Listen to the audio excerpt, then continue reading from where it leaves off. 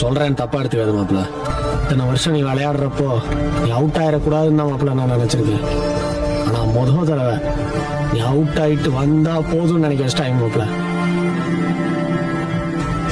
நாளைக்கு நடக்க போற ஃபைனலு நண்பு பயிலுக்கு மட்டுமான பிரச்சனை இல்லை மாப்பிள்ள, நமக்கு இல்லை. இன்னைக்கு பாட்டை போட்டு எவன் வரலாம் நம்மளை பார்த்து சிரிச்சானோ.